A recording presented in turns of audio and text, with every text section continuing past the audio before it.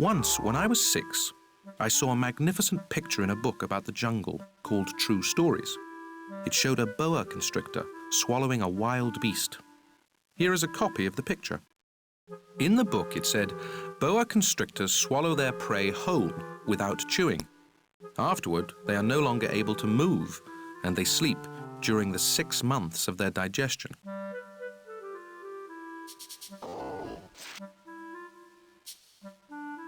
In those days, I thought a lot about jungle adventures and eventually managed to make my first drawing using a colored pencil. My drawing number 1 looked like this. I showed the grown-ups my masterpiece and I asked them if my drawing scared them. They answered, "Why be scared of a hat?" My drawing was not a picture of a hat. It was a picture of a boa constrictor digesting an elephant. Then I drew the inside of the boa constrictor so the grown-ups could understand. They always need explanations. My drawing number 2 looked like this.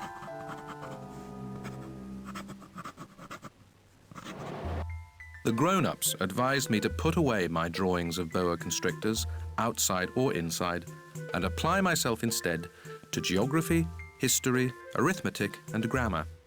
That is why I abandoned, at the age of 6, a magnificent career as an artist. I had been discouraged by the failure of my drawing number 1 and of my drawing number 2. Grown-ups never understand anything by themselves, and it is exhausting for children to have to provide explanations over and over again. So then I had to choose another career, and I learned to pilot aeroplanes. I have flown almost everywhere in the world, and as a matter of fact, geography has been a big help to me. I could tell China from Arizona at first glance, which is very useful if you get lost during the night. So I have had, in the course of my life, lots of encounters with lots of serious people. I have spent lots of time with grown-ups. I have seen them at close range, which hasn't much improved my opinion of them. Whenever I encountered a grown-up who seemed to me at all enlightened, I would experiment on him with my drawing number 1, which I have always kept. I wanted to see if he really understood anything, but he would always answer, "That's a hat." Then I wouldn't talk about boa constrictors or jungles or stars. I would put myself on his level and talk about bridge and golf and politics and neckties. And my grown-up was glad to know such a reasonable person. So I lived all alone, without anyone I could really talk to, until I had to make a crash landing in the Sahara Desert 6 years ago. Something in my plane's engine had broken, and since I had neither a mechanic nor passengers in the plane with me, I was preparing to undertake the difficult repair job by myself. For me, it was a matter of life or death. I had only enough drinking water for 8 days. The first night, then, I went to sleep on the sand 1,000 miles from any inhabited country. I was more isolated than a man shipwrecked on a raft in the middle of the ocean. So you can imagine my surprise when I was awakened at daybreak by a funny little voice saying, "Please, draw me a sheep." "What?" "Draw me a sheep." I leapt up as if I had been struck by lightning. I rubbed my eyes hard, I stared, and I saw an extraordinary little fellow staring back at me, very seriously. Here is the best portrait I managed to make of him later on. But of course my drawing is much less attractive than my model. This is not my fault. My career as a painter was discouraged at the age of 6 by the grown-ups, and I had never learned to draw anything except boa constrictors, outside and inside. So I stared wide-eyed at this apparition. Don't forget that I was 1,000 miles from any inhabited territory. Yet this little fellow seemed to be neither lost, nor dying of exhaustion, hunger, or thirst, nor did he seem scared to death. There was nothing in his appearance that suggested a child lost in the middle of the desert, 1,000 miles from any inhabited territory. When I finally managed to speak, I asked him, "But "What are you doing here?" And then he repeated, very slowly and very seriously, Please, draw me a sheep. In the face of an overpowering mystery, you don't dare disobey. Absurd as it seemed, 1,000 miles from all inhabited regions and in danger of death, I took a scrap of paper and a pen out of my pocket. But then I remembered that I had mostly studied geography, history, arithmetic, and grammar, and I told the little fellow, rather crossly, that I didn't know how to draw. He replied, That doesn't matter. Draw me a sheep. Since I had never drawn a sheep, I made him one of the only 2 drawings I knew how to make, the one of the boa constrictor from outside. And I was astounded to hear the little fellow answer, No, I don't want an elephant inside a boa constrictor. A boa constrictor is very dangerous, and an elephant would get in the way. Where I live, everything is very small. I need a sheep. Draw me a sheep.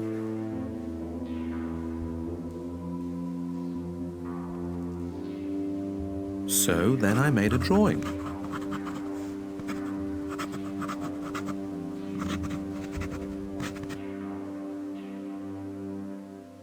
He looked at it carefully and then said, No, this one is already quite sick.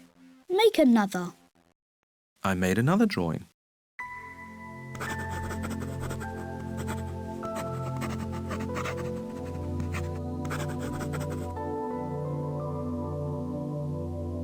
My friend gave me a kind, indulgent smile. You can see for yourself. That's not a sheep, it's a ram. It has horns.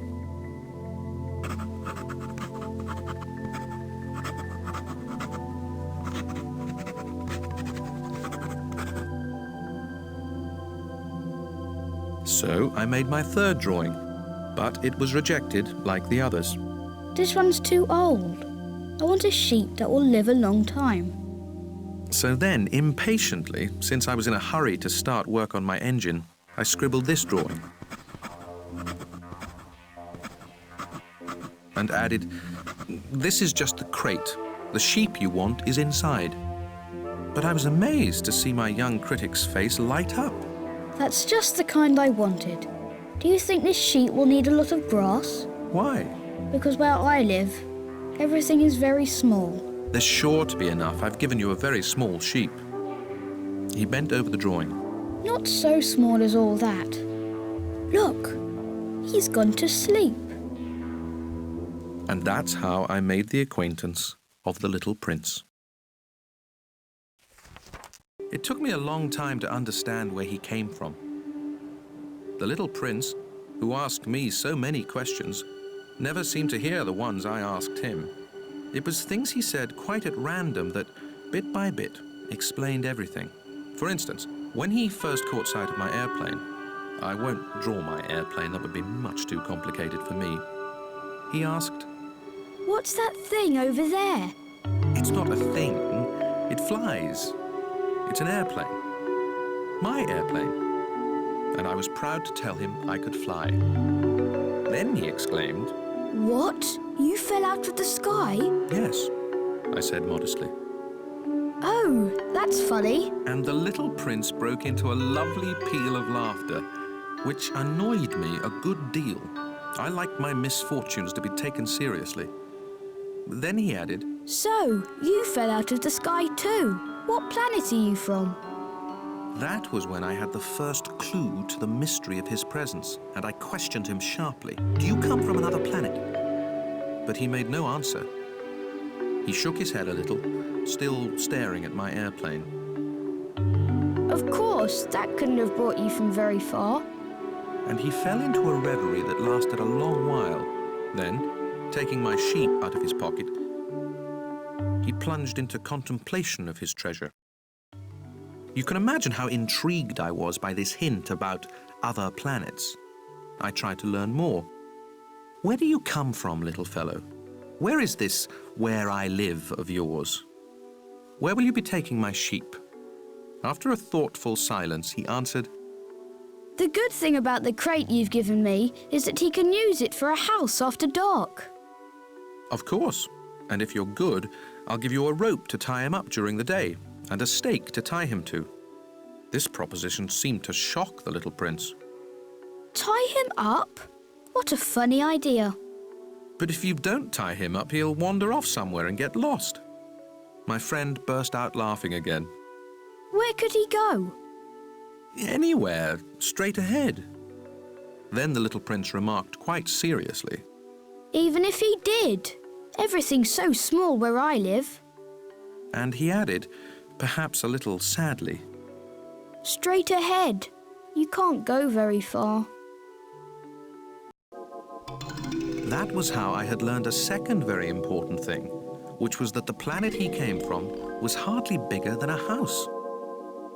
That couldn't surprise me much. I knew very well that except for the huge planets like Earth, Jupiter, Mars and Venus, which have been given names, there are hundreds of others that are sometimes so small that it's very difficult to see them through a telescope.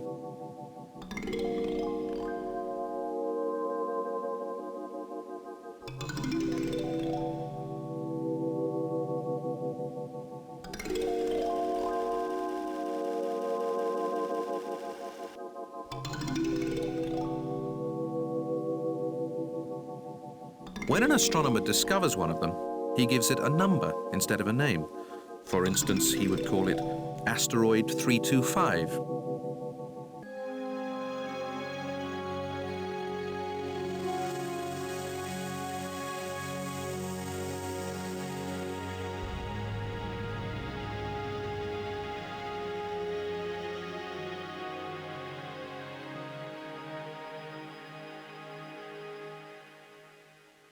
I have serious reasons to believe that the planet the little prince came from is asteroid B612. This asteroid has been sighted only once by telescope, in 1909 by a Turkish astronomer, who had then made a formal demonstration of his discovery at an international astronomical congress. But no one had believed him on account of the way he was dressed. Grown-ups are like that.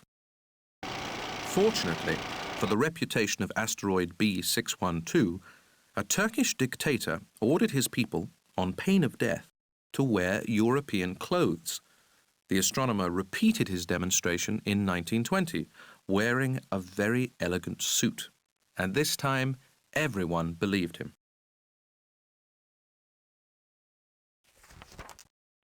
If I've told you these details about asteroid B612, and if I've given you its number, it is on account of the grown-ups. Grown-ups like numbers. When you tell them about a new friend, they never ask questions about what really matters. They never ask, what does his voice sound like?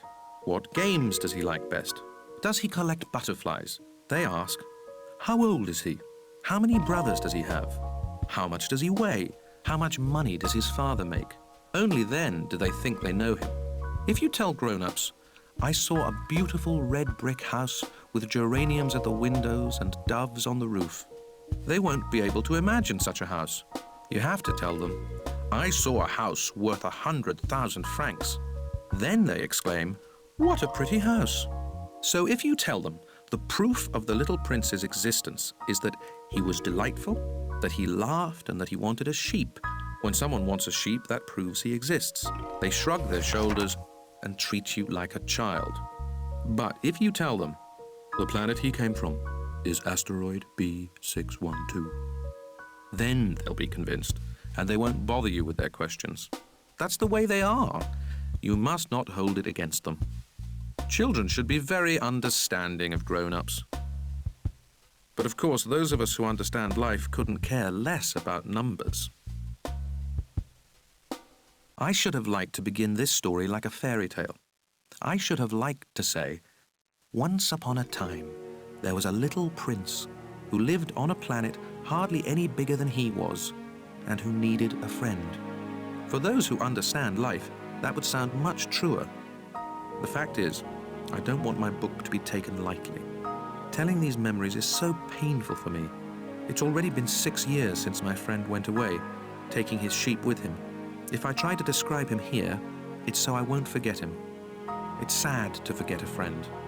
Not everyone has had a friend, and I might become like the grown-ups who are no longer interested in anything but numbers, which is still another reason why I've bought a box of paints and some pencils. It's hard to go back to drawing at my age when you've never made any attempts since the one of a boa from inside and the one of a boa from outside at the age of 6. I'll certainly try to make my portraits as true to life as possible, but I'm not entirely sure of succeeding. One drawing works, and the next no longer bears any resemblance. And I'm a little off on his height, too. In this one, the little prince is too tall, and here he's too short, and I'm uncertain about the color of his suit. So I grope in one direction and another as best I can. In the end, I'm sure to get certain more important details all wrong. But here, you'll have to forgive me. My friend never explained anything.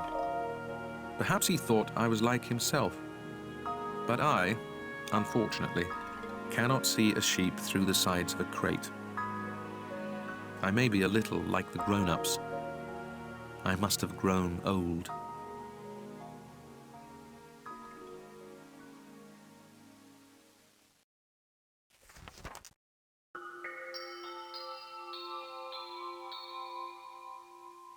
Every day, I'd learn something about the little prince's planet, about his departure, about his journey.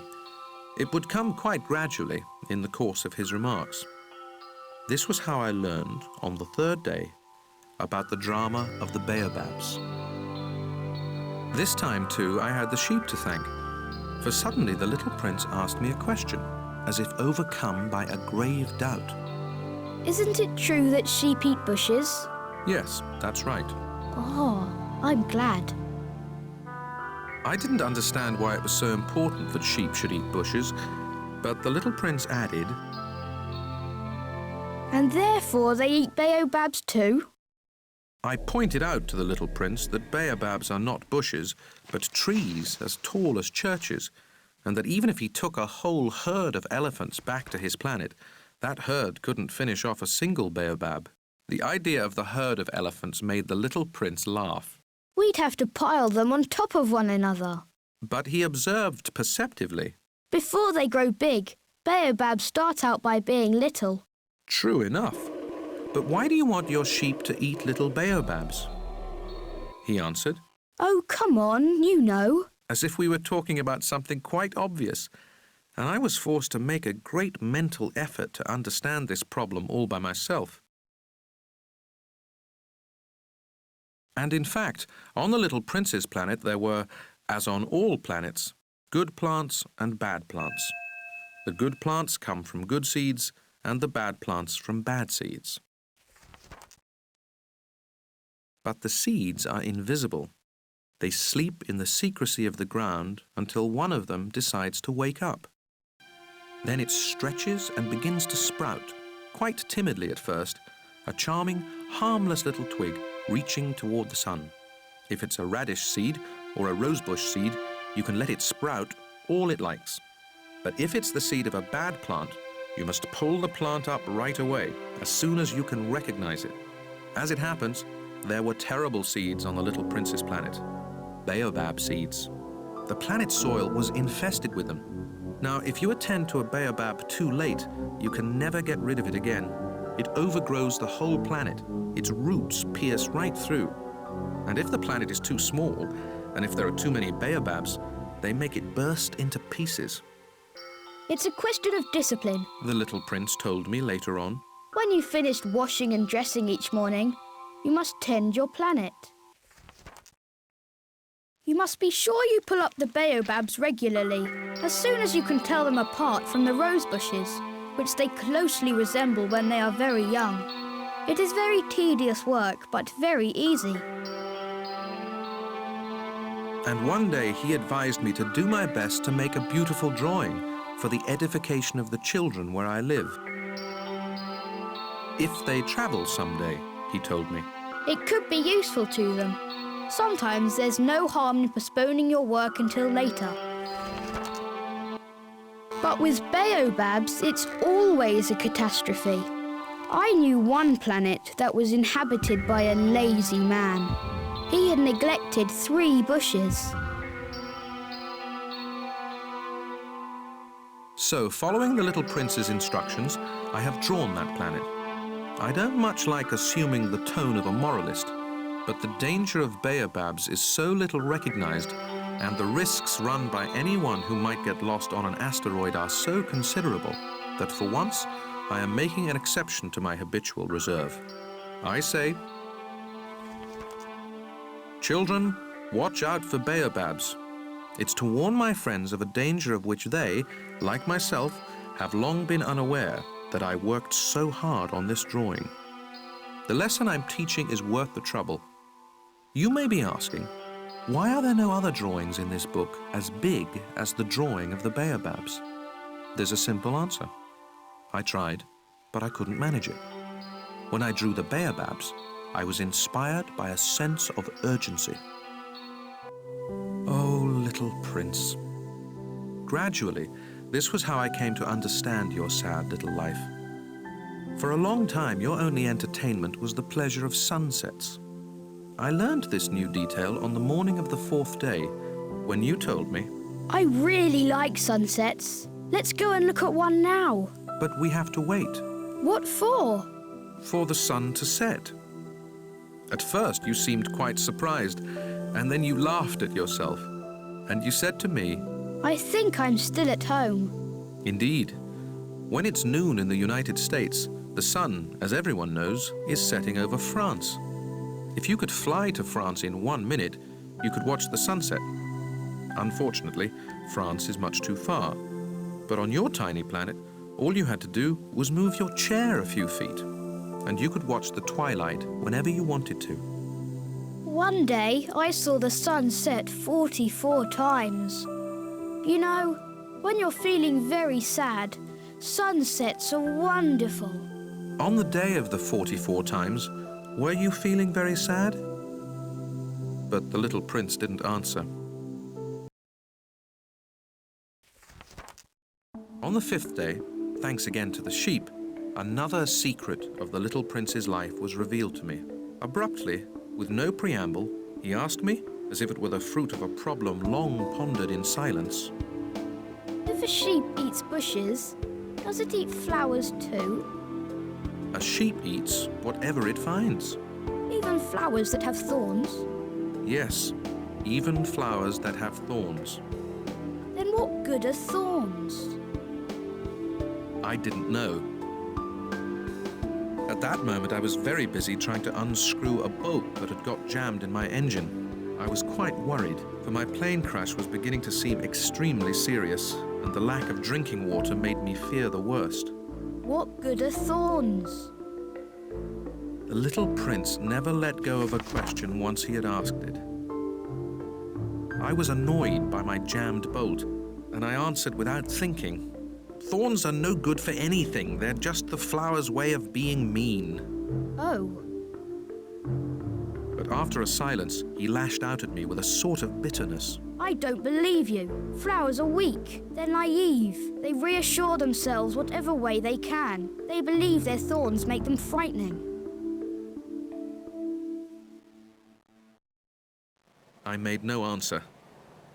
At that moment, I was thinking, if this bolt stays jammed, I'll knock it off with the hammer.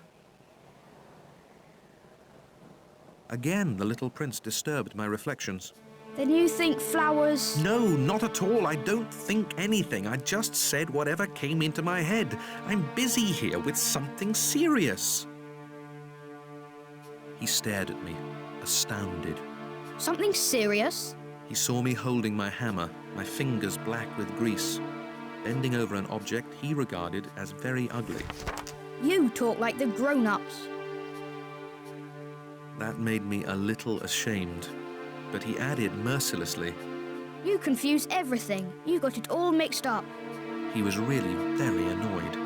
He tossed his golden curls in the wind. I know a planet inhabited by a red-faced gentleman. He's never smelled a flower. He's never looked at a star. He's never loved anyone. He's never done anything except add up numbers. And all day long he says over and over, just like you, I'm a serious man, I'm a serious man. And that puffs him up with pride. But he's not a man at all. He's a mushroom. He's a what? A mushroom.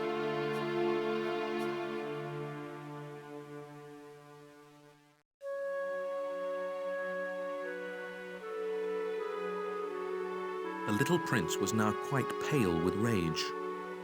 For millions of years, flowers have been producing thorns. For millions of years, sheep have been eating them all the same. And it's not serious? Trying to understand why flowers go to such trouble? To produce thorns that are good for nothing? It's not important, the war between the sheep and the flowers? It's no more serious and more important than the numbers that fat red gentleman is adding up? Suppose I happen to know a unique flower, one that exists nowhere in the world except on my planet. One that a little sheep can wipe out in a single bite one morning, just like that, without even realizing what he's doing. That isn't important? His face turned red now, and he went on. If someone loves a flower of which just one example exists among all the millions and millions of stars, that's enough to make him happy when he looks at the stars. He tells himself, my flower's up there somewhere. But if the sheep eats the flower, then for him it's as if, suddenly, all the stars went out. And that isn't important?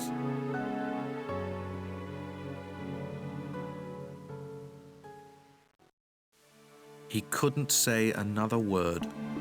All of a sudden, he burst out sobbing. Night had fallen.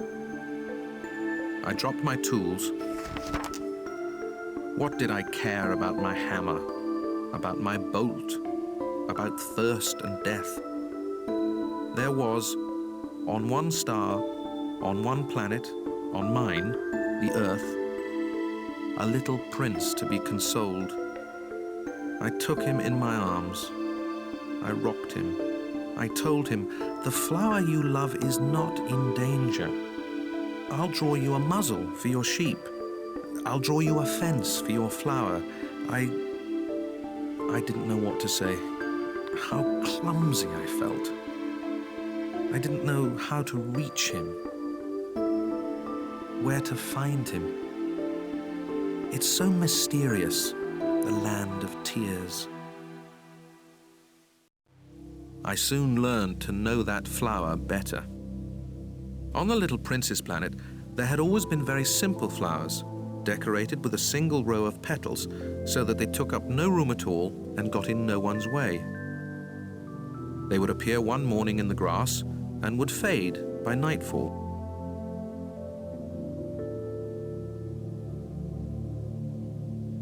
But this one had grown from a seed brought from who knows where, and the little prince had kept a close watch over a sprout that was not like any of the others. It might have been a new kind of baobab, but the sprout soon stopped growing and began to show signs of blossoming. The little prince, who had watched the development of an enormous bud, realized that some sort of miraculous apparition would emerge from it. But the flower continued her beauty preparations in the shelter of her green chamber, selecting her colors with the greatest care and dressing quite deliberately, adjusting her petals one by one.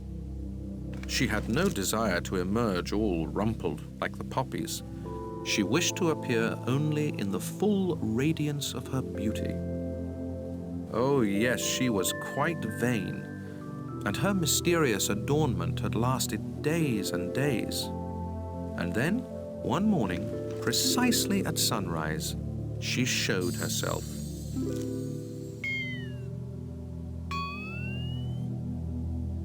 And after having labored so painstakingly, she yawned and said, I'm hardly awake. Forgive me. I'm still all untidy. But the little prince couldn't contain his admiration. How lovely you are. Aren't I? The flower answered sweetly. And I was born the same time as the sun. The little prince realized that she wasn't any too modest, but she was so dazzling. I believe it's breakfast time. Would you be so kind as to tend to me? And the little prince, utterly abashed, having gone to look for a watering can, served the flower. She had soon begun tormenting him with her rather touchy vanity. One day, for instance, alluding to her 4 thorns, she remarked to the little prince, I'm ready for tigers, with all their claws. There are no tigers on my planet. And besides, tigers don't eat weeds. I am not a weed. Forgive me. I am not at all afraid of tigers, but I have a horror of drafts. You wouldn't happen to have a screen? A horror of drafts. That's not a good sign for a plant. The little prince had observed. How complicated this flower is. After dark, you will put me under glass. How cold it is where you live. Quite uncomfortable. Where I come from. But she suddenly broke off. She had come here as a seed. She couldn't have known anything of other worlds. Humiliated at having let herself be caught on the verge of so naive a lie, she coughed 2 or 3 times in order to put the little prince in the wrong. That screen? I was going to look for one, but you were speaking to me. Then she made herself cough again in order to inflict a twinge of remorse on him all the same. So the little prince, despite all the goodwill of his love, had soon come to mistrust her. He had taken seriously certain inconsequential remarks and had grown very unhappy. I shouldn't have listened to her. You must never listen to flowers. You must look at them and smell them. Mine perfumed my planet, but I didn't know how to enjoy that. The business about the tiger claws, instead of annoying me, ought to have moved me. And he confided further. In those days, I didn't understand anything. I should have judged her according to her actions, not her words. She perfumed my planet and lit up my life. I should never have run away.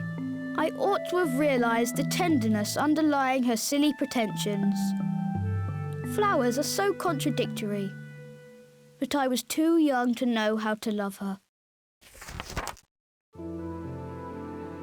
In order to make his escape, I believe he took advantage of a migration of wild birds.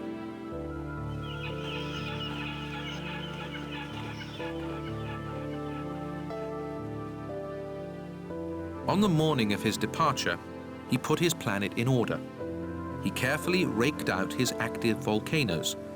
The little prince possessed 2 active volcanoes, which were very convenient for warming his breakfast.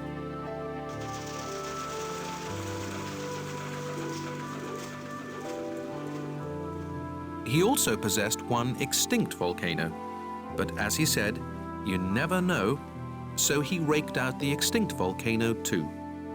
If they are properly raked out, volcanoes burn gently and regularly without eruptions. Volcanic eruptions are like fires in a chimney. Of course, on our Earth, we are much too small to rake out our volcanoes. That is why they cause us so much trouble. The little prince also uprooted, a little sadly, the last baobab shoots. He believed he would never be coming back. But all these familiar tasks seemed very sweet to him on this last morning. And when he watered the flower one last time and put her under glass, he felt like crying.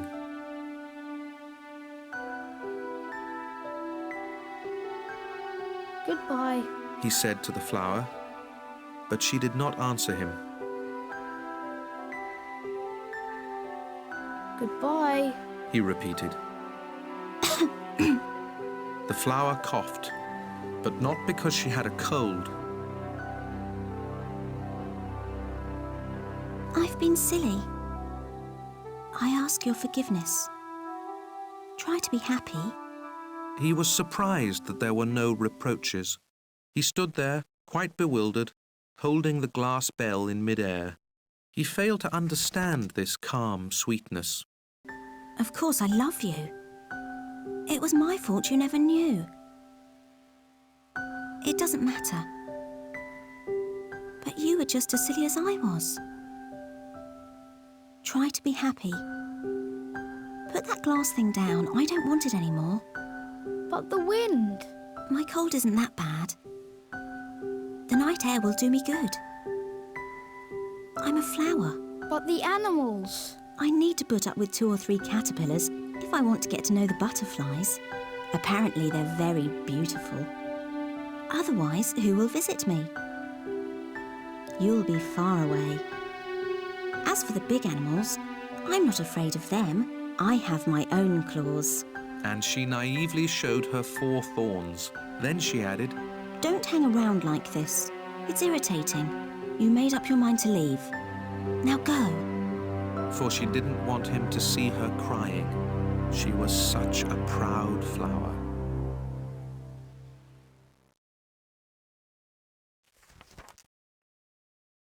He happened to be in the vicinity of asteroids 325, 326, 327, 328, 329, and 330. So he began by visiting them to keep himself busy and to learn something. The first one was inhabited by a king wearing purple and ermine. He was sitting on a simple yet majestic throne.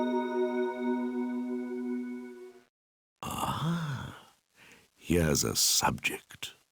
And the little prince wondered, how can he know who I am if he's never seen me before? He didn't realize that for kings, the world is extremely simplified. All men are subjects. Approach the throne so I can get a better look at you. Said the king, very proud of being a king for someone at last. The little prince looked around for a place to sit down, but the planet was covered by the magnificent ermine cloak, so he remained standing, and since he was tired, he yawned. It is a violation of etiquette to yawn in a king's presence. I forbid you to do so. I can't help it. I've made a long journey and I haven't had any sleep. Then I command you to yawn. I haven't seen anyone yawn for years. Come on, yawn again. It is an order. That intimidates me. I can't do it now. Well. Then I command you to yawn sometimes, and sometimes too. He was spluttering a little and seemed annoyed, for the king insisted that his authority be universally respected. He would tolerate no disobedience, being an absolute monarch. But since he was a kindly man, all his commands were reasonable. If I were to command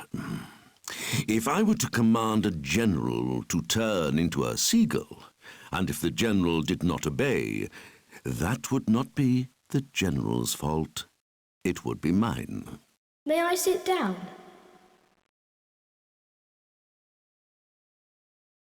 I command you to sit down. But the little prince was wondering. The planet was tiny. Over what could the king really reign? Sire, excuse me for asking. I command you to ask. Sire, over what do you reign? Over everything. Over everything? Over everything. Over all that. Over all that? Over all that. For not only was he an absolute monarch, but a universal monarch as well. And do the stars obey you? Of course, they obey immediately. I tolerate no insubordination. Such power amazed the little prince. If he had wielded it himself, he could have watched not 44, but 72, or even 100, even 200 sunsets on the same day without ever having to move his chair. And since he was feeling rather sad on account of remembering his own little planet, which he had forsaken, he ventured to ask a favour of the king. I'd like to see a sunset. Do me a favour, Your Majesty. Command the sun to set. If I commanded a general to fly from one flower to the next like a butterfly, or to write a tragedy, or to turn into a seagull, and if the general did not carry out my command, which of us would be in the wrong, the general or me? You would be. Exactly. One must command from each what each can perform. Authority is based, first of all, upon reason. If you command your subjects to jump in the ocean, there will be a revolution. I am entitled to command obedience because my orders are reasonable. Then my sunset? You shall have your sunset. I shall command it. But I shall wait, according to my science of government, until conditions are favourable. And when will that be? Well, well...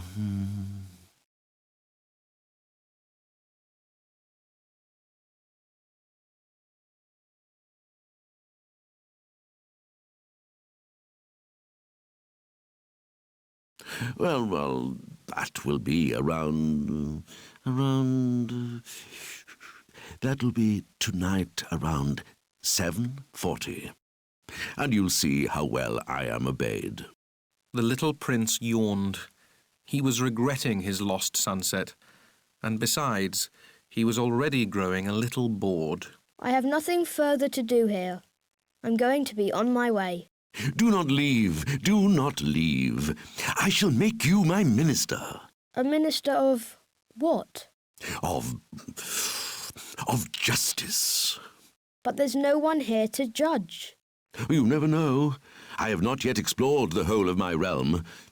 I am very old. I have no room for a carriage, and it wearies me to walk. Oh, but I've already seen for myself. There's no one over there either. Then you shall pass judgment on yourself.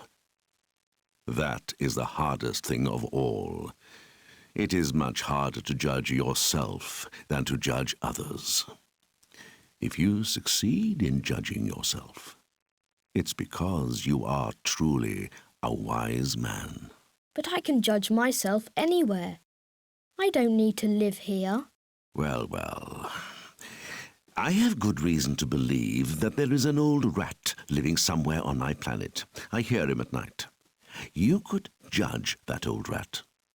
From time to time, you will condemn him to death. That way, his life will depend on your justice. But you'll pardon him each time for economy's sake. There's only one rat. I don't like condemning anyone to death. And now, I think I'll be on my way. No. The little prince, having completed his preparations, had no desire to aggrieve the old monarch. If your Majesty desires to be promptly obeyed, he should give me a reasonable command. He might command me, for instance, to leave before the minute is up. It seems to me that conditions are favourable. The king, having made no answer, the little prince hesitated at first, and then, with a sigh, took his leave.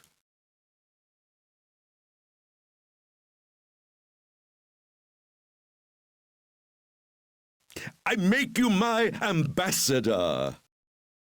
Grown-ups are so strange, the little prince said to himself as he went on his way. The second planet was inhabited by a very vain man. Ah, a visit from an admirer, He exclaimed when he caught sight of the little prince, still at some distance. To vain men, other people are admirers. Hello. That's a funny hat you're wearing. It's for answering acclamations. Unfortunately, no one ever comes this way. Is that so?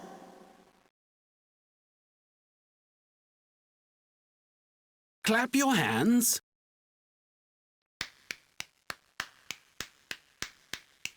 This is more entertaining than the visit to the king.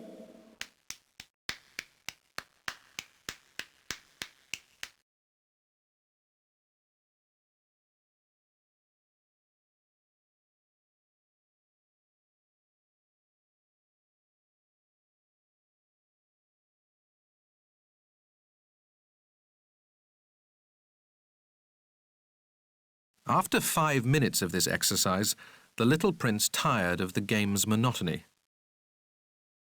"And what would make the hat fall off?" he asked. But the vain man did not hear him. Vain men never hear anything but praise.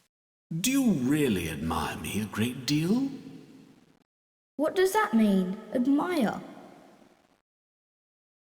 To admire means to acknowledge that I am the handsomest, the best dressed, the richest, and the most intelligent man on the planet.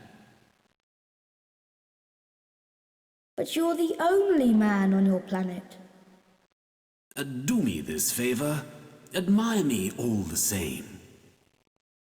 I admire you, but what is there about my admiration that interests you so much? And the little prince went on his way. Grown-ups are certainly very strange. He said to himself as he continued on his journey.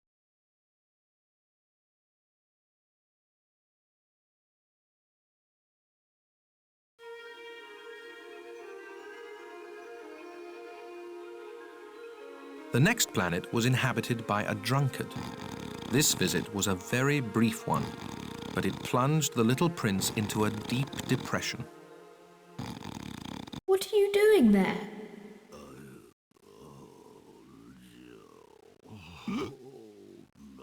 Drinking. Why are you drinking? To forget. To forget what? To forget that I'm ashamed. What are you ashamed of? Of drinking.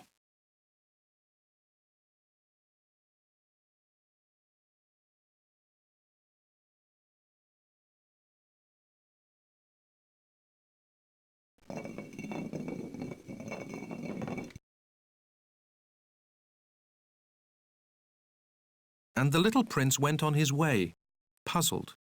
Grown-ups are certainly very strange. He said to himself as he continued on his journey.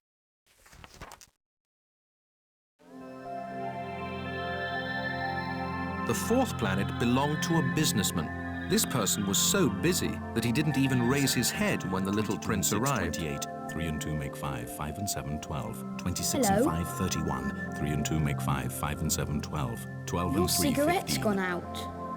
Hello. 15 and 7, 22. 22 and 6, 28. No time to light it again. 26 and 5, 31. Phew. That amounts to 501,622,731. 500 million what?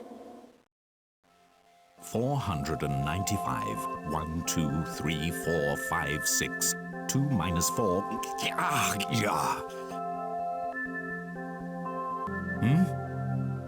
You're still there? 501 million. I don't remember. I have so much work to do. I'm a serious man. I can't be bothered with trifles.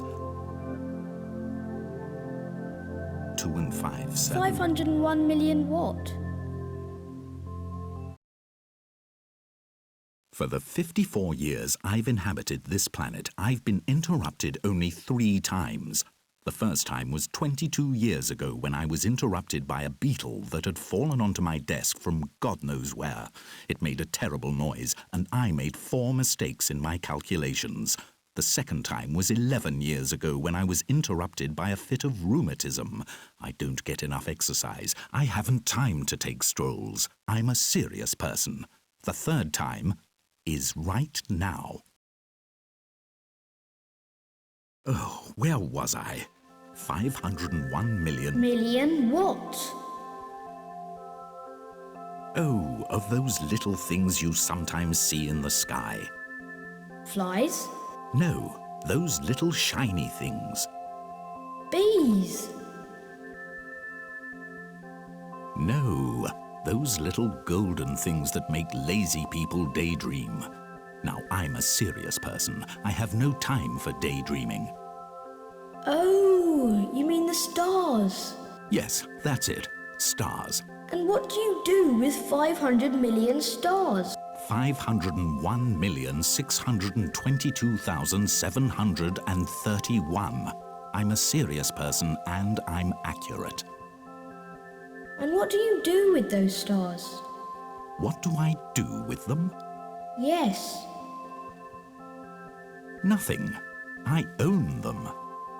You own the stars? Yes. But I've already seen a king who... Kings don't own, they reign over. It's quite different. And what good does owning the stars do you? It does me the good of being rich. And what good does it do you to be rich? It lets me buy other stars if somebody discovers them.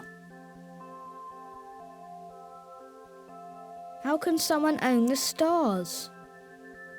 To whom do they belong? I don't know. To nobody? Then they belong to me, because I thought of it first. And that's all it takes? Of course. When you find a diamond that belongs to nobody in particular, then it's yours. When you find an island that belongs to nobody in particular, it's yours. When you're the first person to have an idea, you patent it and it's yours. Now I own the stars, since no one before me ever thought of owning them. That's true enough. And what do you do with them? I manage them. I count them, and then count them again. It's difficult work, but I'm a serious person. If I own a scarf, I can tie it around my neck and take it away. If I own a flower, I can pick it and take it away. But you can't pick the stars. No, but I can put them in the bank. What does that mean? That means that I write the number of my stars on a slip of paper, and then I lock that slip of paper in a drawer. And that's all? That's enough. That's amusing, thought the little prince, and even poetic, but not very serious. The little prince had very different ideas about serious things from those of the grown-ups. I own a flower myself, which I water every day. I own 3 volcanoes, which I rake out every week. I even rake out the extinct one. You never know. So it's of some use to my volcanoes, and it's useful to my flower that I own them. But you're not useful to the stars.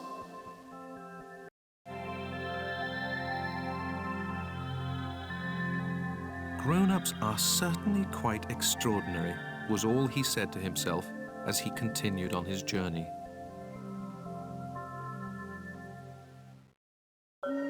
The 5th planet was very strange. It was the smallest of all. There was just enough room for a street lamp and a lamplighter. The little prince couldn't quite understand what use a street lamp and a lamplighter could be up there in the sky, on a planet without any people and not a single house. However, he said to himself, It's quite possible that this man is absurd, but he's less absurd than the king, the very vain man, the businessman, and the drunkard. At least his work has some meaning. When he lights his lamp, it's as if he's bringing one more star to life or one more flower. When he puts out his lamp, that sends the flower or the star to sleep, which is a fine occupation and therefore truly useful.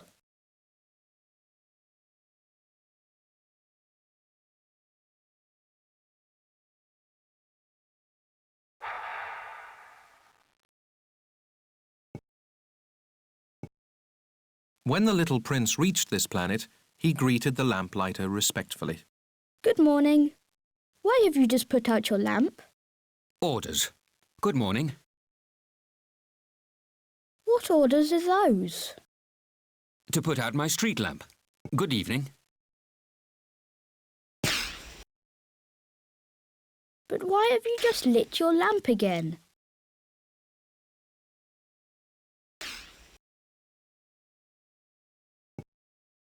Orders. I don't understand. There's nothing to understand. Orders are orders. Good morning. And he put out his lamp.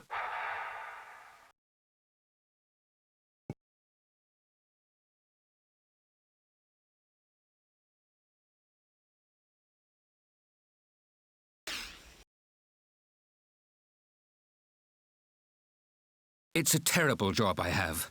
It used to be reasonable enough. I put the lamp out mornings and lit it after dark. I had the rest of the day for my own affairs, and the rest of the night for sleeping. And since then, orders have changed? Orders haven't changed. That's just the trouble. Year by year, the planet is turning faster and faster, and orders haven't changed. Which means... Which means that now that the planet revolves once a minute, I don't have an instant's rest. I light my lamp and turn it out once every minute. That's funny. Your days here are 1 minute long. It's not funny at all. You and I have already been talking to each other for a month. A month? Yes, 30 minutes, 30 days. Good evening. The little prince watched him, growing fonder and fonder of this lamplighter who was so faithful to orders.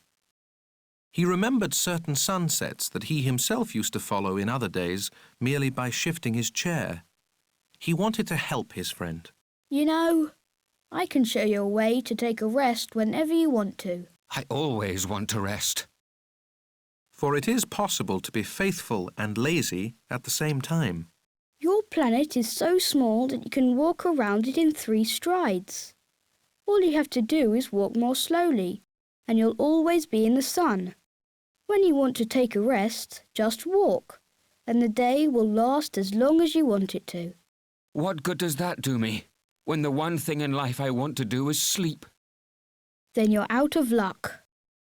I am. Good morning. Now that man, the little prince said to himself as he continued on his journey, that man would be despised by all the others, by the king, by the very vain man, by the drunkard, by the businessman, yet he's the only one who doesn't strike me as ridiculous. Perhaps it's because he's thinking of something besides himself. He heaved a sigh of regret and said to himself again, That man is the only one I might have made my friend. But his planet is really too small. There's not room for 2. What the little prince dared not admit was that he most regretted leaving that planet because it was blessed with 1,440 sunsets every 24 hours. The 6th planet was 10 times bigger than the last. It was inhabited by an old gentleman who wrote enormous books. Ah, here comes an explorer.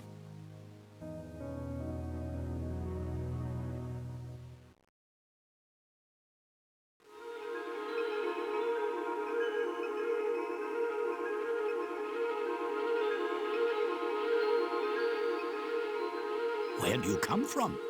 What's that big book? What do you do with it? I'm a geographer, And what's a geographer? a scholar who knows where the seas are, and the rivers, the cities, the mountains, and the deserts. That is very interesting. Here at last is someone who has a real profession. Your planet is very beautiful. Does it have any oceans? I couldn't say. Oh, and mountains? I couldn't say. And cities and rivers and deserts? I couldn't tell you that either. But you're a geographer. That's right. But I'm not an explorer. There's not one explorer on my planet. A geographer doesn't go out to describe cities, rivers, mountains, seas, oceans, and deserts. A geographer is too important to go wandering about. He never leaves his study. But he receives the explorers there. He questions them and he writes down what they remember. And if the memories of one of the explorers seem interesting to him, then the geographer conducts an inquiry into that explorer's moral character. Why is that? Because an explorer who told lies would cause disasters in the geography books, as would an explorer who drank too much. Why is that? Because drunkards see double. And the geographer would write down 2 mountains where there was only 1. I know someone who would be a bad explorer. Possibly. Well, when the explorer's moral character seems to be a good one, an investigation is made into his discovery. By going to see it? No, that would be too complicated. But the explorer is required to furnish proofs. For instance, if he claims to have discovered a large mountain, he is required to bring back large stones from it. But you come from far away. You're an explorer. You must describe your planet for me. And the geographer, having opened his logbook, sharpened his pencil. Explorers' reports are first recorded in pencil. Ink is used only after proofs have been furnished. Well? Oh, where I live is not very interesting. It's so small. I have 3 volcanoes, 2 active and 1 extinct, but you never know. You never know. I also have a flower. We don't record flowers. Why not? It's the prettiest thing. Because flowers are ephemeral.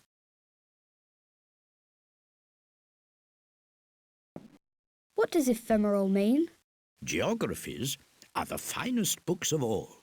They never go out of fashion. It is extremely rare for a mountain to change position. It is extremely rare for an ocean to be drained of its water. We write eternal things. But extinct volcanoes can come back to life. What does ephemeral mean? Whether volcanoes are extinct or active comes down to the same thing for us. For us, what counts is the mountain. That doesn't change. But what does ephemeral mean? It means which is threatened by imminent disappearance.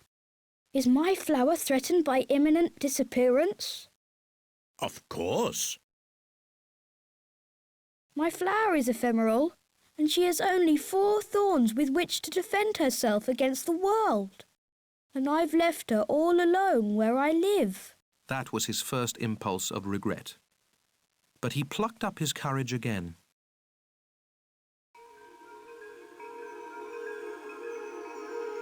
Where would you advise me to visit? The planet Earth. It has a good reputation. And the little prince went on his way, thinking about his flower.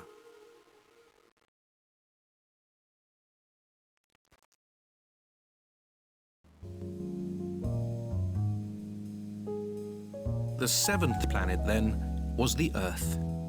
The Earth is not just another planet. It contains 111 kings, including, of course, the African kings, 7,000 geographers, 900,000 businessmen, 7.5 million drunkards, 311 million egotists. In other words, about 2 billion grown-ups. To give you a notion of the Earth's dimensions, I can tell you that before the invention of electricity, it was necessary to maintain, over the whole of 6 continents, a veritable army of 462,511 lamplighters. Seen from some distance, this made a splendid effect. The movements of this army were ordered like those of a ballet. First came the turn of the lamplighters of New Zealand and Australia. Then these, having lit their street lamps, would go home to sleep. Next, it would be the turn of the lamplighters of China and Siberia to perform their steps in the lamplighters' ballet, and then they too would vanish into the wings. Then came the turn of the lamplighters of Russia and India, then those of Africa and Europe, then those of South America and of North America. And they never missed their cues for their appearances on stage. It was awe-inspiring.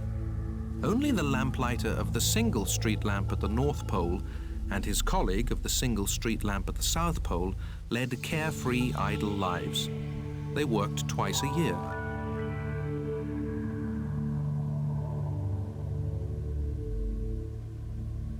Trying to be witty leads to lying, more or less. What I just told you about the lamplighters isn't completely true, and I risk giving a false idea of our planet to those who don't know it. Men occupy very little space on Earth, If the 2 billion inhabitants of the globe were to stand close together, as they might for some big public event, they would easily fit into a city block that was 20 miles long and 20 miles wide. You could crowd all humanity onto the smallest Pacific islet. Grown-ups, of course, won't believe you. They're convinced they take up much more room. They consider themselves as important as the baobabs. So you should advise them to make their own calculations. They love numbers, and they'll enjoy it. But don't waste your time on this extra task. It's unnecessary. Trust me.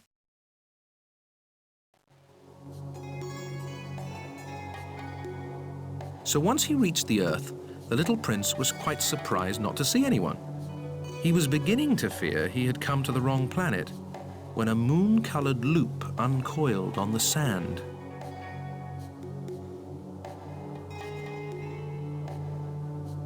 Good evening. Good evening. What planet have I landed on? On the planet Earth, in Africa. Ah. And are there no people on Earth? It's the desert here. There are no people in the desert. Earth is very big. I wonder if the stars are lit up so that each of us can find his own someday. Look at my planet. It's just overhead, but so far away. It's lovely. What have you come to Earth for? I'm having difficulties with a flower. Ah.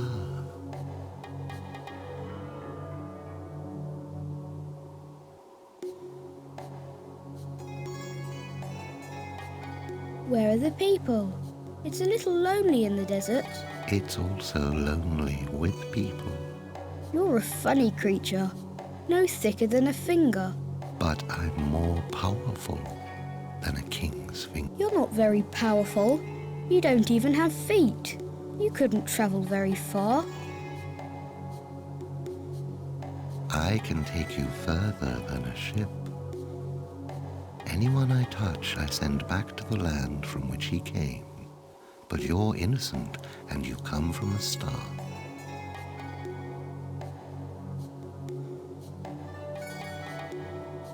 The little prince made no reply. I feel sorry for you being so weak on this granite Earth.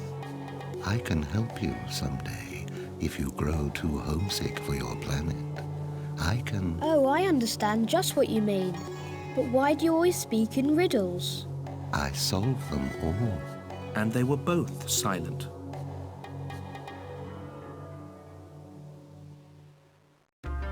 The little prince crossed the desert and encountered only one flower. A flower with 3 petals. A flower of no consequence. Good morning. Good morning. Where are the people? The flower had one day seen a caravan passing. People? There are 6 or 7 of them, I believe, in existence. I caught sight of them years ago, but you never know where to find them. The wind blows them away. They have no roots, which hampers them a good deal. Goodbye. Goodbye. The little prince climbed a high mountain. The only mountains he had ever known were the 3 volcanoes, which came up to his knee, and he used the extinct volcano as a footstool. From a mountain as high as this one, He said to himself, I'll get a view of the whole planet and all the people on it. but he saw nothing but rocky peaks as sharp as needles.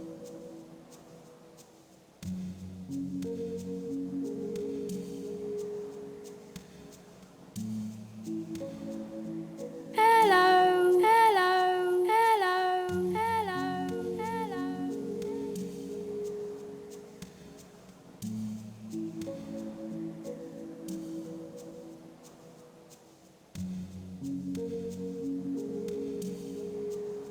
Who are you? Who are you? Who are you? Who are you?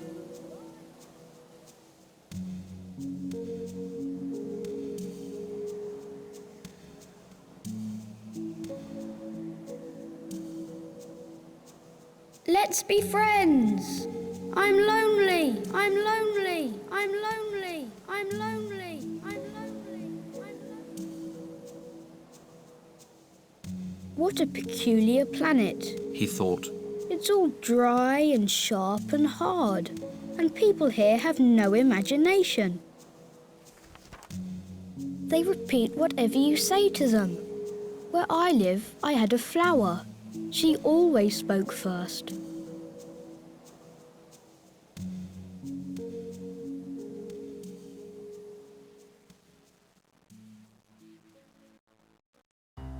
But it so happened that the little prince, having walked a long time through sand and rocks and snow, finally discovered a road. And all roads go to where there are people. Good morning. It was a blossoming rose garden. Good morning. The little prince gazed at them. All of them looked like his flower. Who are you? We're roses. Oh, And he felt very unhappy. His flower had told him she was the only one of her kind in the whole universe. And here were 5,000 of them, all just alike, in just one garden. she would be very annoyed if she saw this. She would cough terribly and pretend to be dying to avoid being laughed at. Then I'd have to pretend to be nursing her. Otherwise, she'd really let herself die in order to humiliate me. I thought I was rich because I had just one flower, and all I own is an ordinary rose. That and my 3 volcanoes which come up to my knee, one of which may be permanently extinct. It doesn't make me much of a prince. And he lay down in the grass and wept. It was then that the fox appeared. Good morning. Good morning. The little prince answered politely, though when he turned around he saw nothing. I'm here, under the apple tree.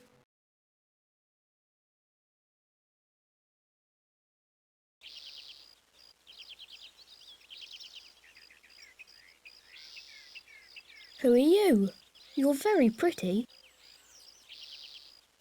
I'm a fox. Come and play with me. I'm feeling so sad. Oh, I can't play with you. I'm not tamed. Ah, excuse me. What does tamed mean? You're not from around here. What are you looking for? I'm looking for people. What does tamed mean? People have guns and they hunt. It's quite troublesome. And they also raise chickens. That's the only interesting thing about them. Are you looking for chickens? No, I'm looking for friends. What does tamed mean? It's something that's been too often neglected. It means to create ties. To create ties? That's right. For me, you're only a little boy just like 100,000 other little boys. And I have no need of you. And you have no need of me either. For you, I'm only a fox like 100,000 other foxes. But if you tame me, we'll need each other. You'll be the only boy in the world for me.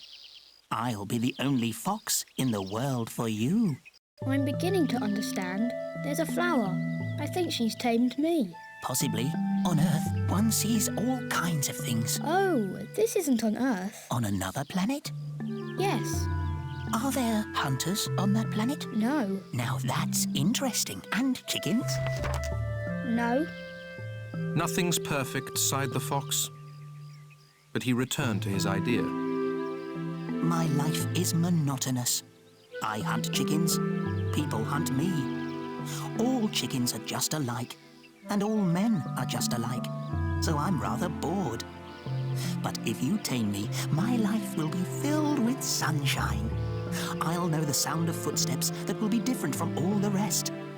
Other footsteps send me back underground.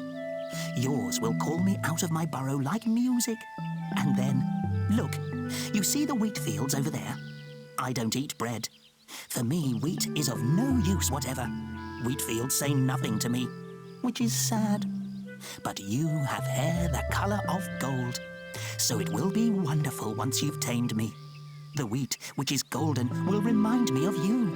And I'll love the sound of the wind in the wheat. The fox fell silent and stared at the little prince for a long while.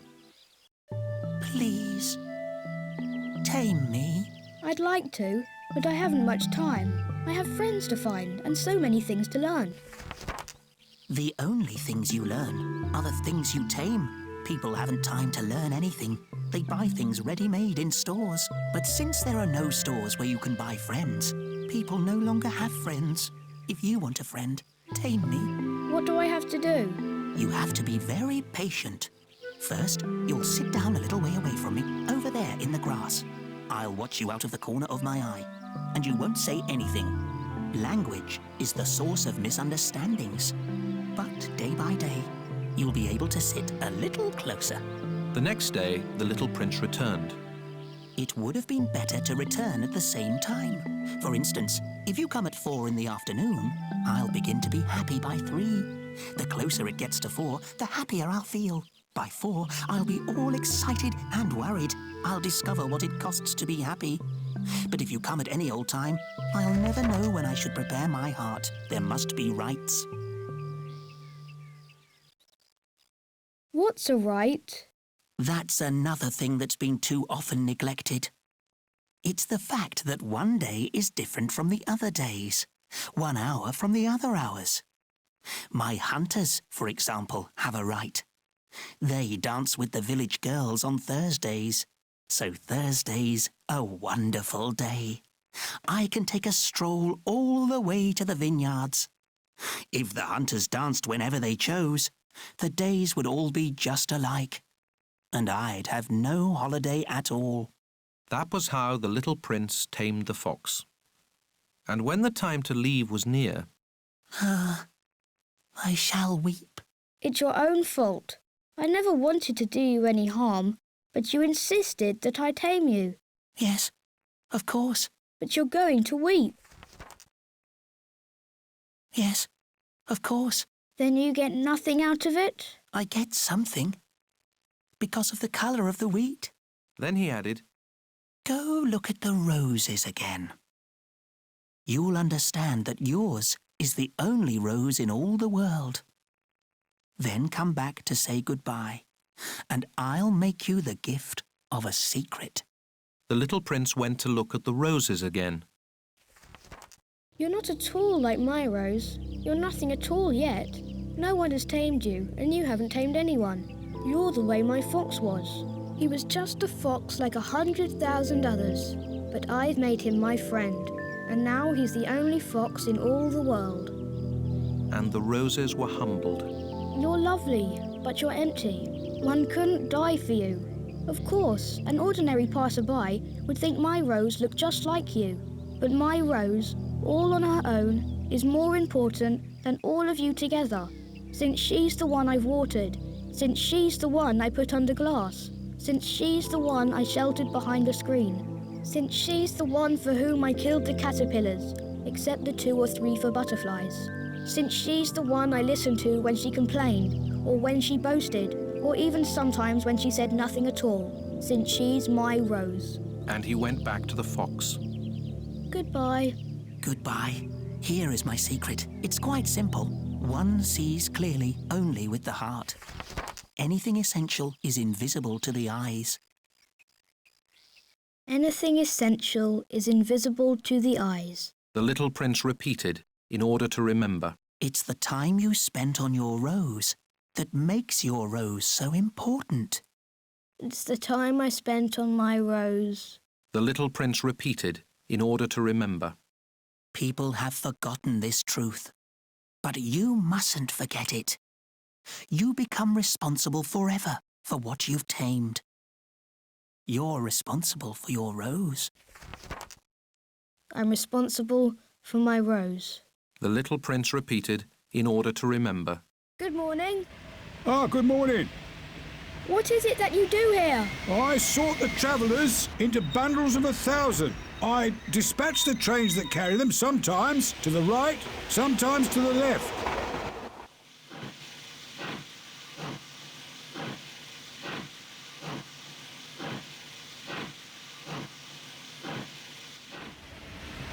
What a hurry they're in! What are they looking for? Oh, not even the engineer. On the locomotive nose.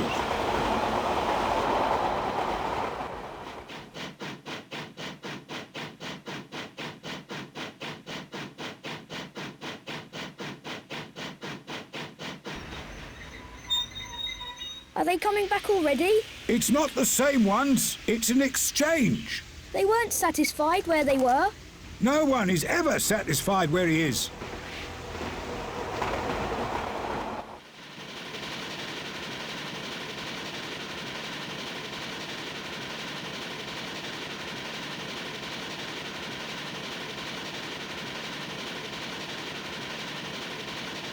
Are they chasing the first travellers? They're not chasing anything. They're sleeping in there. Or else they're yawning. Only the children are pressing their noses against the window panes. Only the children know what they're looking for. They spend their time on a rag doll and it becomes very important. And if it's taken away from them, they cry. Oh, they're lucky.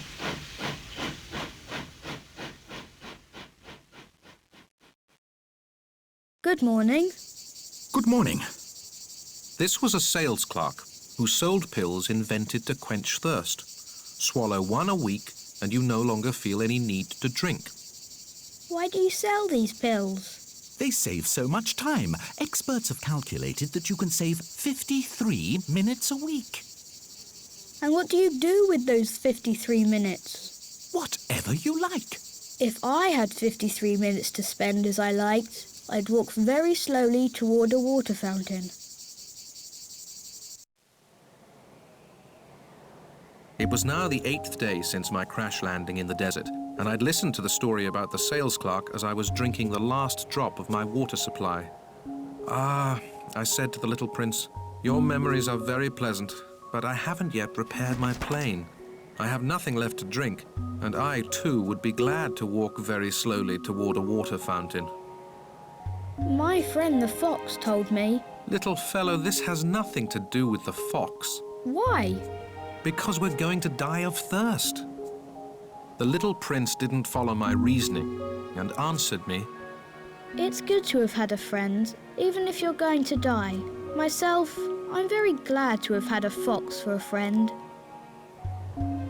He doesn't realize the danger, I said to myself. He's never hungry or thirsty. A little sunlight is enough for him. But the little prince looked at me and answered my thought. I'm thirsty too. Let's find a well. I made an exasperated gesture. It is absurd looking for a well at random in the vastness of the desert. But even so, we started walking. When we had walked for several hours in silence, night fell, and stars began to appear. I noticed them as in a dream, being somewhat feverish on account of my thirst. The little prince's words danced in my memory. "So you're thirsty too?" I asked. But he didn't answer my question. He merely said to me, Water can also be good for the heart. I didn't understand his answer, but I said nothing. I knew by this time that it was no use questioning him. He was tired. He sat down. I sat down next to him. And after a silence, he spoke again. The stars are beautiful because of a flower you don't see. I answered, "Yes, of course." And without speaking another word, I stared at the ridges of sand in the moonlight. The desert is beautiful. And it was true. I've always loved the desert. You sit down on a sand dune.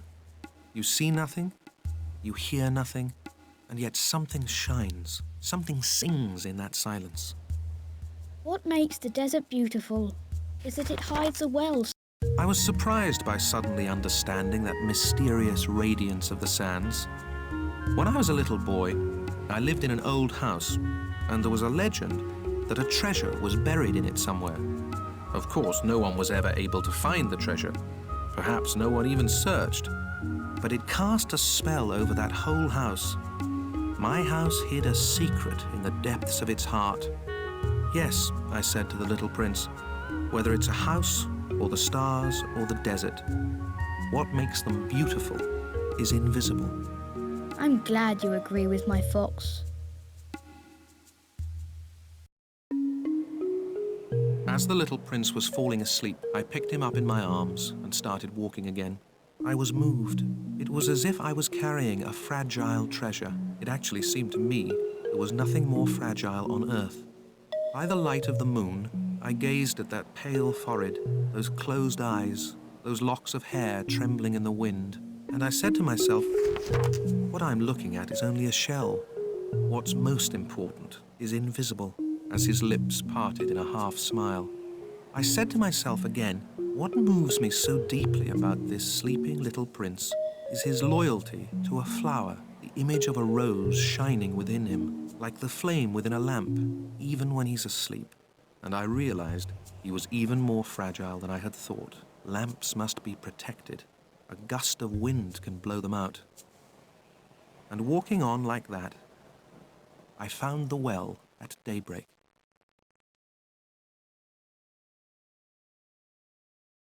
People start out in express trains, but they no longer know what they are looking for. Then they get all excited and rush around in circles. It's not worth the trouble. The well we had come to was not at all like the wells of the Sahara. The wells of the Sahara are no more than holes dug in the sand. This one looked more like a village well, but there was no village here, and I thought I was dreaming.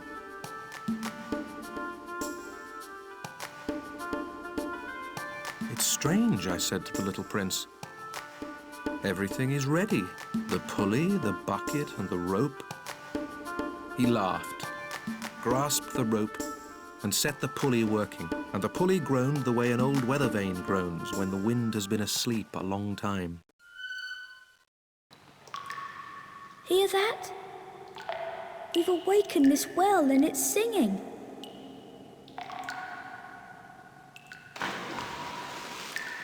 I didn't want him to tire himself out.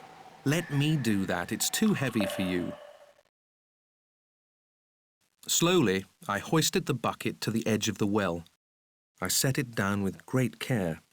The song of the pulley continued in my ears, and I saw the sun glisten on the still trembling water. I'm thirsty for that water. Let me drink some. And I understood what he'd been looking for. I raised the bucket to his lips. He drank, eyes closed. It was as sweet as a feast. That water was more than merely a drink. It was born of our walk beneath the stars, of the song of the pulley, of the effort of my arms.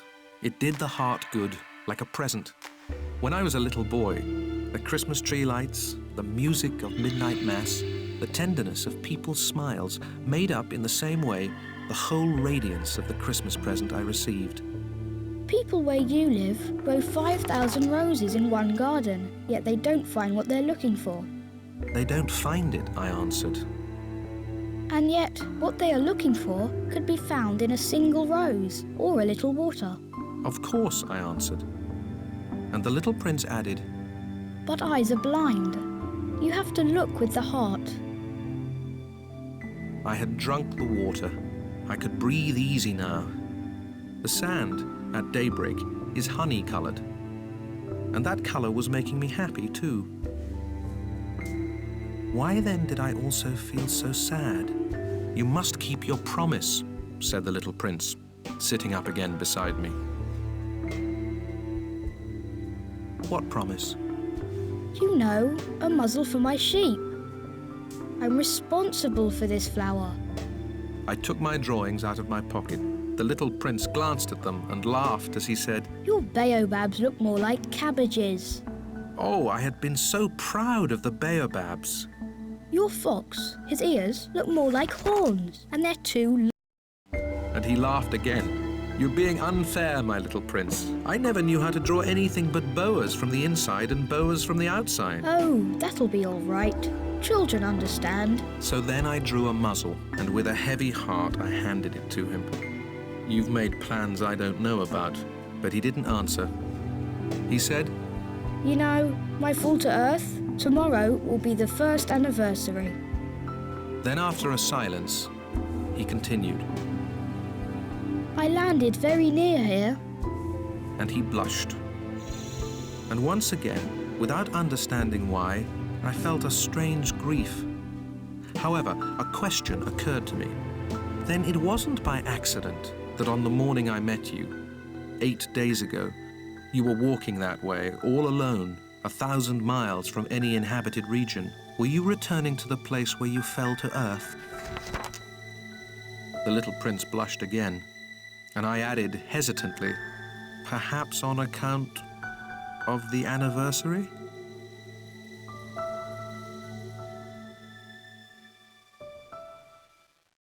The little prince blushed once more. He never answered questions. But when someone blushes, doesn't that mean yes? Ah, I said to the little prince, I'm afraid. But he answered. You must get to work now. We must get back to your engine. I'll wait here. Come back tomorrow night. But I wasn't reassured. I remembered the fox. You risk tears if you let yourself be tamed. Beside the well, there was a ruin, an old stone wall. When I came back from my work the next evening, I caught sight of my little prince from a distance. He was sitting on top of the wall, legs dangling, and I heard him talking. Don't you remember? This isn't exactly the place. Another voice must have answered him then, for he replied, Oh yes, it's the right day, but this isn't the place. I continued walking toward the wall. I still could neither see nor hear anyone, yet the little prince answered again. Of course. You'll see where my tracks begin on the sand. Just wait for me there. I'll be there tonight. I was 20 yards from the wall and still saw no one. Then the little prince said, after a silence, Your poison is good? You're sure it won't make me suffer long? I stopped short, my heart pounding. But I still didn't understand. Now go away. I want to get down from here. Then I looked down toward the foot of the wall and gave a great start. There, coiled in front of the little prince, was one of those yellow snakes that can kill you in 30 seconds. As I dug into my pocket for my revolver, I stepped back, but at the noise I made, the snake flowed over the sand like a trickling fountain and without even hurrying, slipped away between the stones with a faint metallic sound. I reached the wall just in time to catch my little prince in my arms. His face, white as snow. What's going on here? You're talking to snakes now? I had loosened the yellow scarf he always wore. I had moistened his temples and made him drink some water. And now I didn't dare ask him anything more. He gazed at me with a serious expression and put his arms round my neck. I felt his heart beating like a dying bird's when it's been shot. He said to me, I'm glad you found what was the matter with your engine. Now you'll be able to fly again. How did you know?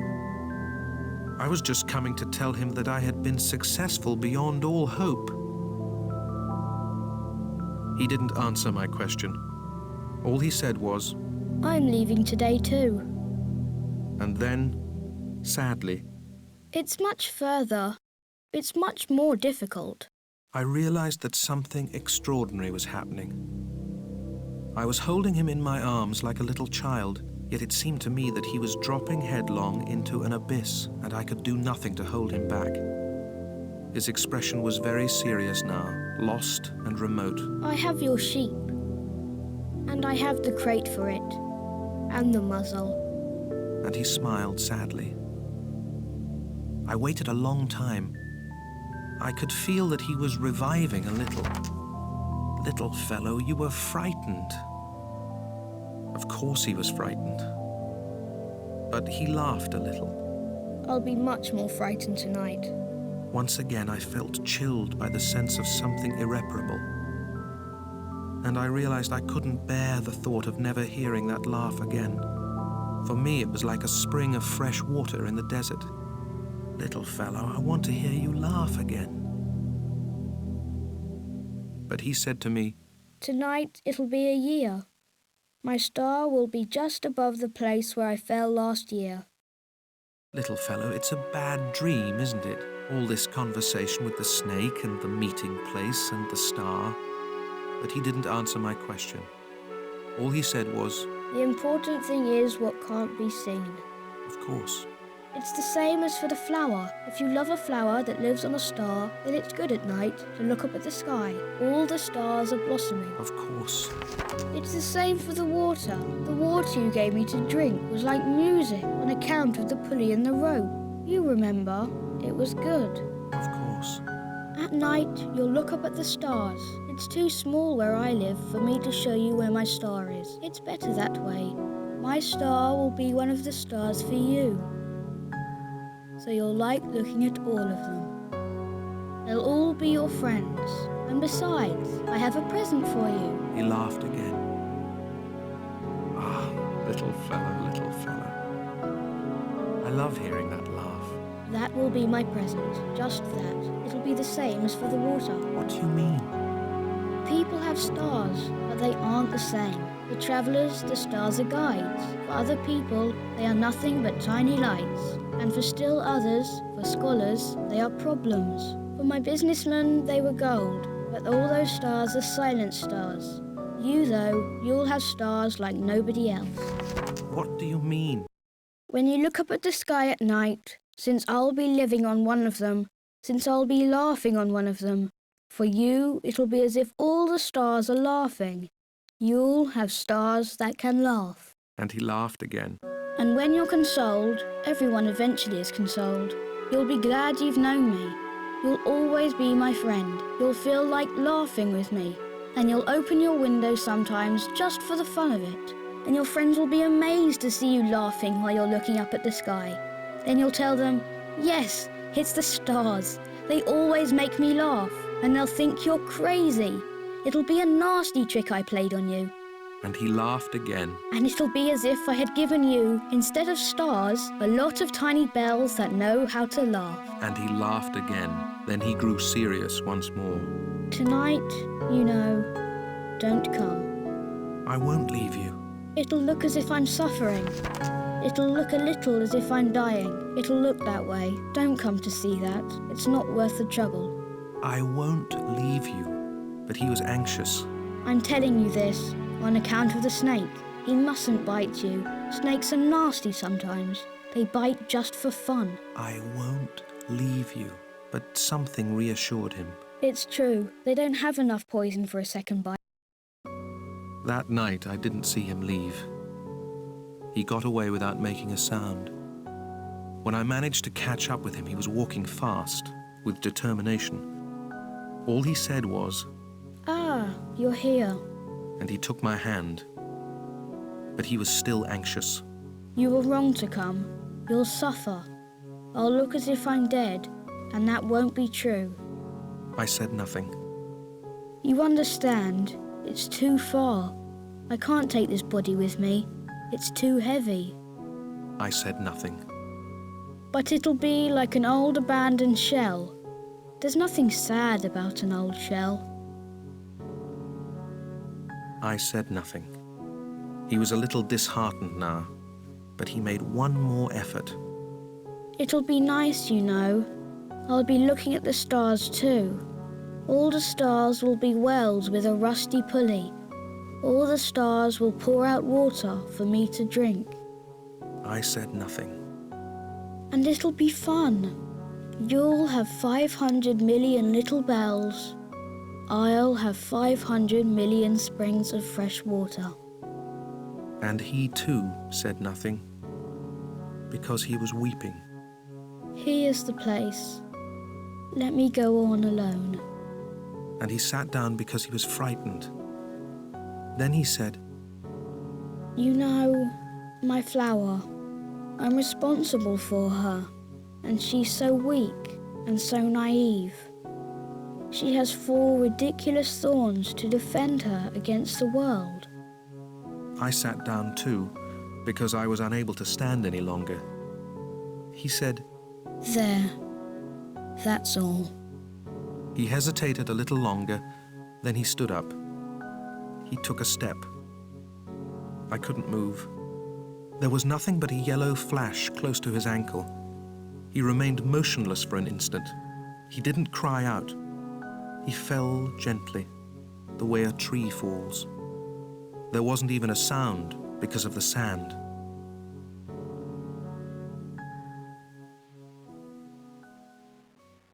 And now, of course, it's been 6 years already. I've never told this story before. The friends who saw me again were very glad to see me alive. I was sad, but I told them it's fatigue. Now I'm somewhat consoled. That is, not entirely, but I know he did get back to his planet, because at daybreak I didn't find his body. It wasn't such a heavy body. And at night, I love listening to the stars. It's like 500 million little bells. But something extraordinary has happened. When I drew that muzzle for the little prince, I forgot to put in the leather strap. He could never have fastened it on his sheep. And then I wonder, what's happened there on his planet? Maybe the sheep has eaten the flower. Sometimes I tell myself, of course not. The little prince puts his flower under glass, and he keeps close watch over his sheep. Then I'm happy, and all the stars laugh sweetly. Sometimes I tell myself, anyone might be distracted once in a while, and that's all it takes.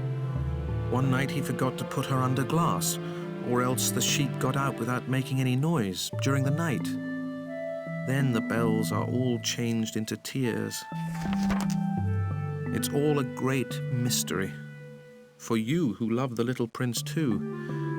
As for me, nothing in the universe can be the same if somewhere, no one knows where, a sheep we never saw has or has not eaten a rose. Look up at the sky. Ask yourself, has the sheep eaten the flower or not? And you'll see how everything changes. And no grown-up will ever understand how such a thing could be so important.